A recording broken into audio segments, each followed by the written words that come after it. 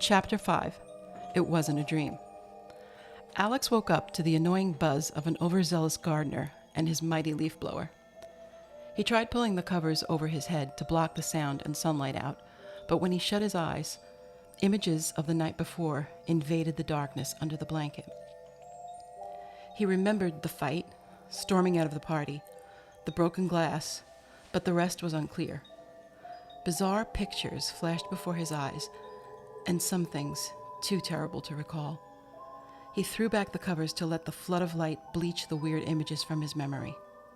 It wasn't real, he told himself. You don't sound too convinced, dear, Aunt Ida added. It was just a nightmare. He answered her out loud.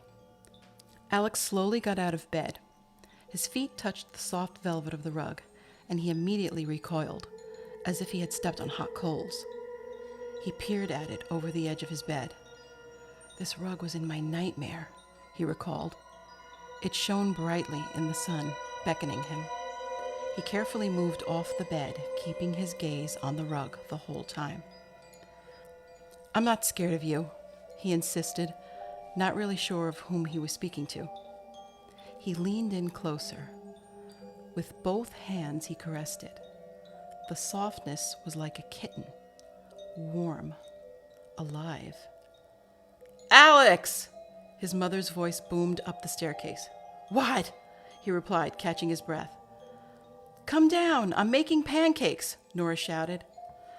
Okay, give me a second, Alex shouted back. He grabbed some clothes, looked around the room, and checked under the bed. He stole one more glance at the rug and decided to disrobe in the bathroom. He brushed his teeth and inspected the cut on his foot. Not too bad, I'll live, he said. He gingerly cleaned and bandaged his wound. As he walked down the stairs, he wondered if he should tell his mom what happened last night at the cemetery. All of it?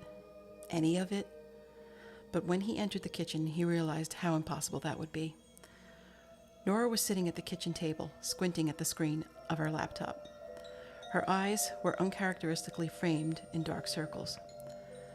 Good morning, or afternoon. I'm still not in the right time zone, she confessed.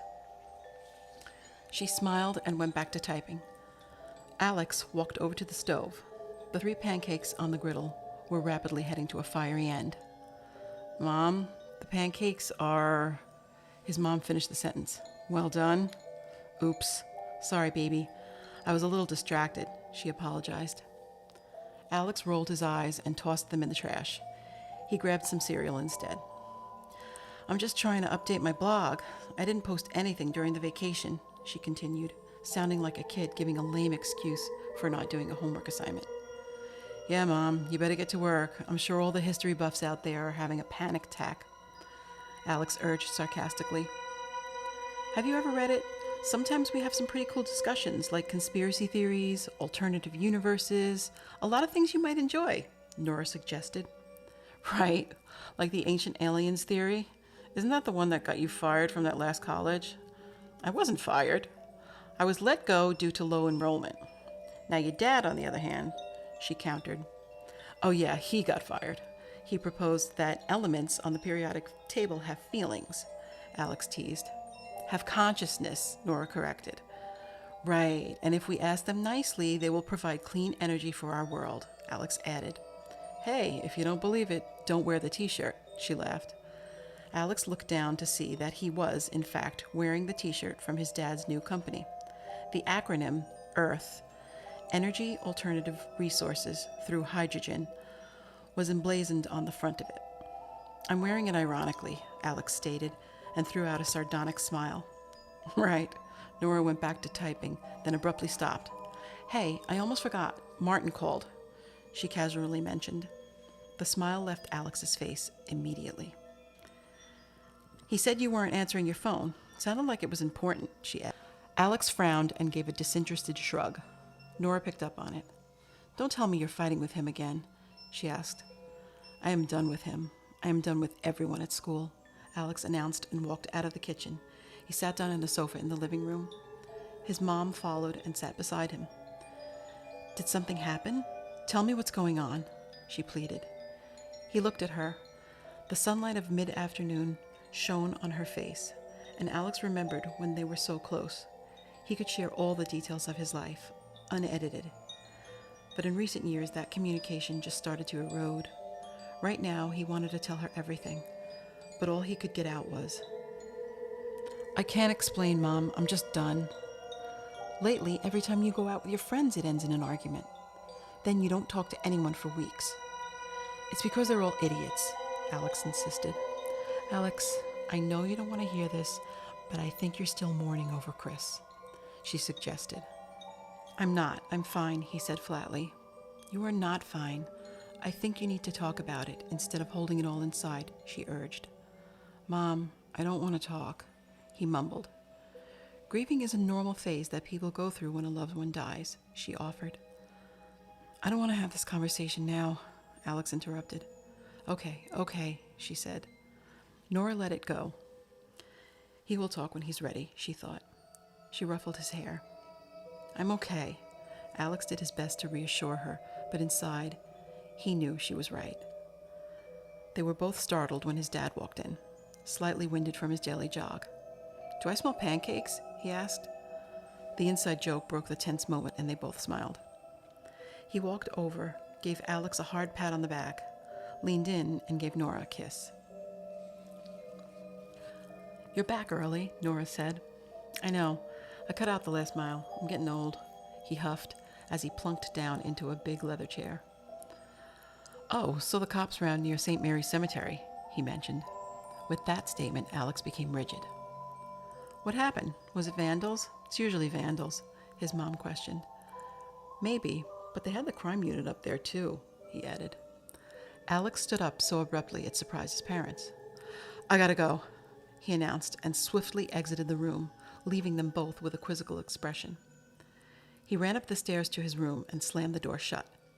Nervously, he paced back and forth in his room, asking himself, what the hell went down after I left? He was still angry at Martin, but what if something bad happened to him last night? Maybe there was another fight. Maybe something worse. Suddenly, somewhere in the room, his phone began a rhythmic buzzing. "Where are you?" He desperately tracked it down under the bed. He knelt down to reach, but he hesitated slightly before reaching into the darkness and grabbing it. 7 missed calls, all Martin, and another one incoming now. Alex answered the phone. "Martin?" Martin sounded out of breath as he spoke. "Where you been? I called your house," Martin said in a hushed voice. Alex cut him off. "I know." Martin burst out, "Look, I wanted to apologize." Alex took in a deep breath and began to say, "I told you," when suddenly Martin broke in again. "Alex, listen to me. They're asking questions," Martin said in a hushed voice. Martin's voice was so fearful and shaky, Alex almost didn't recognize it. "Who? Who is asking?" Alex questioned. "Cops," Martin whimpered, sounding uncharacteristically shaken. "Martin, calm down. What's going on?" he demanded. "He's gone," Martin sputtered tearfully. "Who? Who's gone?" Alex demanded. "He's gone. Chris. Chris's body is gone," Martin cried. Alex went cold. Martin continued speaking, but he could hardly hear over the rushing blood in his ears. No words would come out. "Are you there, Alex? It wasn't me, I swear," Martin choked. Alex's head was spinning. He held the phone in his hand, but he wasn't listening. He hung up while Martin was still talking. It all came back in flashes, that horrible dream. But it wasn't a dream. It was real. At that moment, he heard knocking downstairs. From his window, he saw a police squad car in the driveway. Panic gripped at his heart. "I can't talk to them," he thought. "What am I going to say?" Without thinking, he stuffed his phone in a knapsack and exited the room. He stopped abruptly on the stairs and spun back to his room, snatched the silk rug, and left through the back door. He was headed to the one place where he always felt happy and safe, Gavin Pond.